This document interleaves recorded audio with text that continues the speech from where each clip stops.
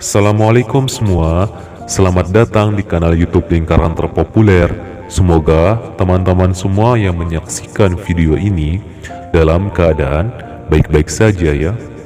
Oke, di video ini kita akan melanjutkan dua pembahasan sebelumnya tentang beasiswa LPDP.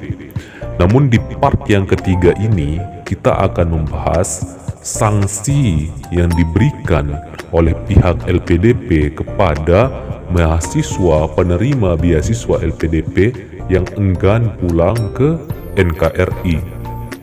Beberapa hari yang lalu sempat ribut isu soal ini, padahal kurang dari 2% loh yang belum pulang ke Indonesia. Baiklah, kita akan berpandangan secara objektif di sini ya. Simak baik-baik. Pembahasan yang pertama yakni terkait sanksi yang diberikan oleh pihak LPDP melalui akun Twitternya. Padahal sebelumnya di buku pedoman tidak ada deretan sanksi yang begitu berat, hanya sanksi peringatan administratif saja, namun segera diperbaharui dan diumumkan melalui Twitter. Baiklah, kita akan mulai ya melihat beberapa sanksi yang diberikan oleh pihak LPDP ke mahasiswa yang masih enggan untuk pulang. Baik, sanksi yang pertama yakni sanksi administrasi ringan. Berisi peringatan 1, peringatan 2, dan peringatan 3. Yang kedua, sanksi administratif sedang. Sanksi ini dapat berupa penundaan pembayaran dana studi, penyesuaian pembayaran dana studi, dan atau pengembalian pembayaran untuk komponen tertentu dari dana studi. Yang ketiga, sanksi administratif berat. Ini dibagi menjadi dua. Yang pertama, sanksi ini dapat berupa pemberhentian sebagai penerima beasiswa tanpa pengembalian dana studi yang telah diterima.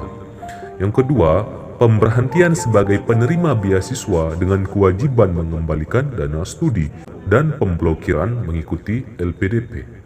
Jadi teman-teman, itu sanksi-sanksi yang dipaparkan oleh pihak LPDP di Twitternya. Baiklah, sekarang kita tilik kembali beberapa alasan mahasiswa LPDP ini enggan untuk kembali pulang.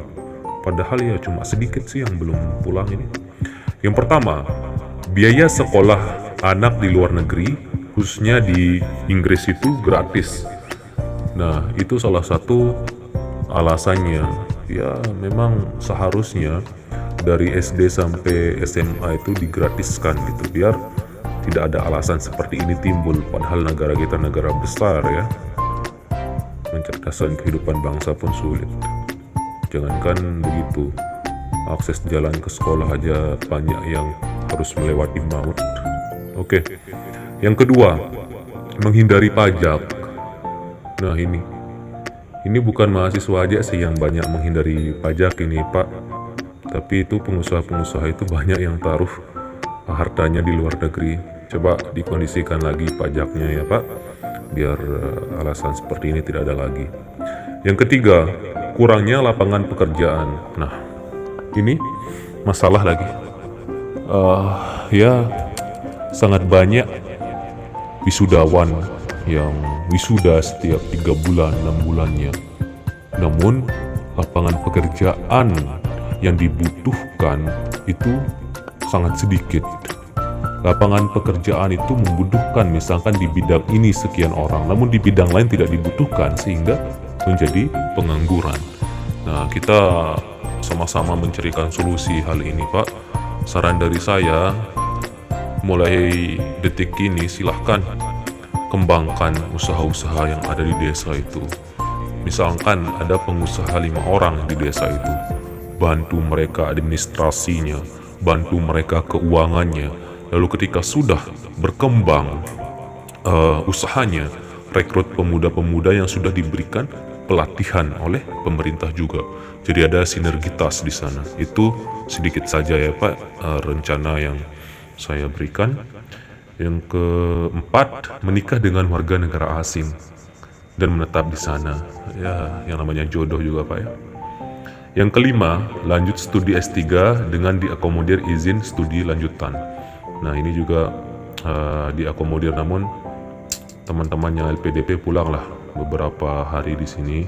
Jangan lewat sampai 90 hari, cuma sebentar untuk formalitas saja. Yang keenam, bekerja di luar negeri dengan gaji yang lebih tinggi. Tentu sangat jauh perbedaan gaji yang ada di Indonesia dengan di luar negeri. Jangan jauh-jauh sudah. Dengan Malaysia saja cukup jauh perbedaan gaji yang ada di sini dengan yang ada di sana. Ya, ratusan alumni beasiswa lembaga pengelola dana pendidikan ini memang belum kembali ke Indonesia. Namun itu sangat sedikit sih dibanding total penerima beasiswa. Total penerima beasiswa LPDP itu sekitar 35.536 orang. Terus yang belum kembali sekitar 413 orang. Jadi kurang dari 2%-nya. Ya, silahkan kita sama-sama pikirkan semua ini. Jangan sampai kita malah memihak atau tidak memahami keadaan ini secara objektif. Mari kita sama-sama bijaksana ya. Oke, ini menjadi penutup pembahasan LPDP pada 3 video kita kali ini. Selanjutnya kita akan membahas berbagai hal yang menarik. Semoga bermanfaat ya teman-teman. Hadanallahu wa iyyakum ila sabilil falah wal muwaffiqil aqwamit thoriq. Assalamualaikum warahmatullahi taala wabarakatuh.